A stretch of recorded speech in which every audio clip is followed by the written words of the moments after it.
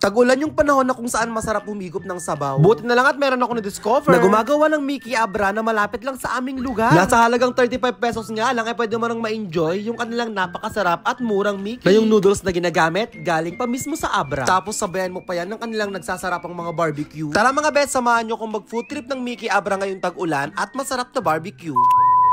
Dito lang yan mga best sa ginagawang bypass ng Matarannoc, San Manuel, Tarlac. Umuulan pa nga dyan nung nagpunta kami. Sobrang nakaka-vibe lang talaga. Yung umuulan na nga tapos yung pwesto nila nasa gitna pa mismo ng bukid. Sobrang probinsya talaga ng datingan ng pwesto nila. Bukod nga daw sa Abra Mickey, available din dito ang barbecue at lomi. Galing pa nga daw ng Abra yung Mickey na ginagamit nila dito kaya special talaga yung kanilang Abra Mickey. Sabi nga nila hindi mo na kailangan pang pumunta ng Abra para makatikim ng isang authentic na Abra Mickey dahil dito sa San Manuel, sa barangay mismo ng Matarannoc ay meron na sila. Kaya nga kahit bumabagyo ay napasugod ako dito sa Matarannoc dahil bukod sa masarap humigop ng sabaw ngayong tag-ulan, ganito mga pagkain yung kakaiba at hindi mo basta-basta mahahanap kung saan-saan lang. Grabe, sobrang sarap ng sabaw nila. May something dito na talagang stand out mula sa mga natikman ko noon na Mickey Abra. At yung noodles mga best, totoong masarap at bumagay din sa sabaw. Talagang na-enjoy namin itong magtropa. At kung nabitin ka pa sa kanilang Mickey Abra, pwede mo rin daw itong i-partner sa kanilang masarap na barbecue na may masarap na timpla at binabalik-balikan din daw sa kanila. Kaya naman kung ang hanap nyo ay kakaibang food tripan, sumugod na rin kayo dito sa may Matarannoc, San Manuel, Tarlac. Tara na humigop ng masarap na sabaw.